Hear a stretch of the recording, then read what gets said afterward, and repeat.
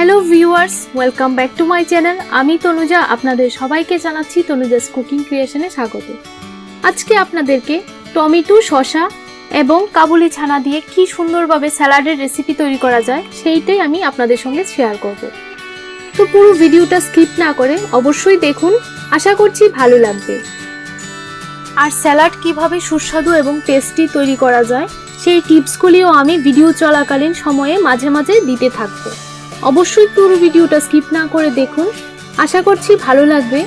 যদি এই রেসিপিটা ভালো লাগে তাহলে নিচে সাবস্ক্রাইব লাল বাটনটি প্রেস করুন আর পাশে থাকা বেল আইকনটি অন করুন, তাহলে সমস্ত রকমের নতুন নতুন ভিডিওর আপডেট আপনাদের মোবাইলে নোটিফিকেশন চলে আসবে। তো দেখুন, এখানে আমি একটা শসা নিয়ে নিয়েছি। শসাটাকে ভালোভাবে ধুয়ে কেটে নিচ্ছি। এইভাবে স্লাইস স্লাইস করে কেটে নিতে হবে। আর স্যালাড তৈরি করবার সময় এইভাবে শসাগুলি কাটলে খেতেও খুব টেস্টি হয়, খুব ভালো লাগে। তো দেখুন, এইভাবে আমি পুরোটা শসা কেটে নিচ্ছি।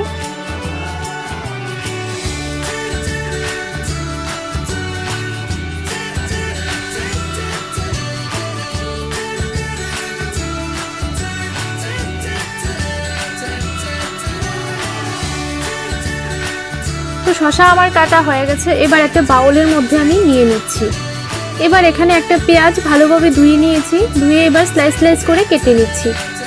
পেঁয়াজটাকে খুব বেশি পাতলা করতে হবে না, আবার খুব বেশি মোটাও রাখতে হবে না, মিডিয়াম সাইজ করে কেটে নিতে হবে। তো পেঁয়াজ কাটা হয়ে গেছে, এবার আমি বাউলের মধ্যে নিয়ে নেব।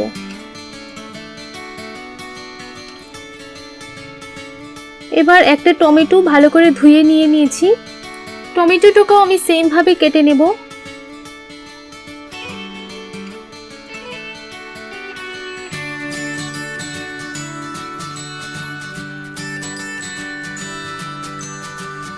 তো টমেটো কাটা হয়ে গেছে, এবার আমি বাউলের মধ্যে নিয়ে নিচ্ছি।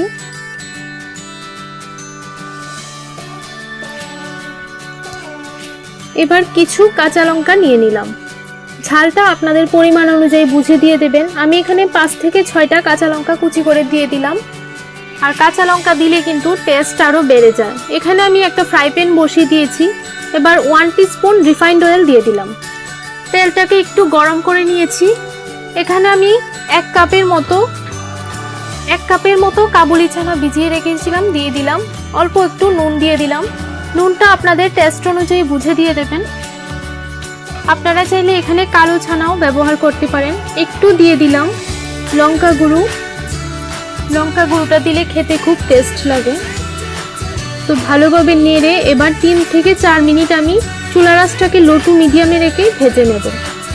অনবরত নেড়ে যেতে হবে, না হলে পুড়ে যাবে।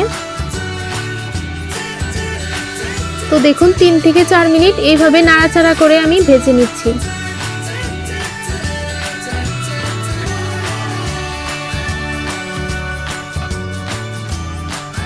কাবুলি ছানাগুলি ভাজা হয়ে গেছে, এবার আমি বাউলের মধ্যে নিয়ে নিচ্ছি। আপনারা এখানে চাইলে বাদামও ব্যবহার করতে পারেন। কিছু কুচনো ধনেপাতা দিয়ে দিচ্ছি। এবার ভালোভাবে সবগুলি ইনগ্রিডিয়েন্টস আমি একটু নাড়াচাড়া করে মেখে নিচ্ছি।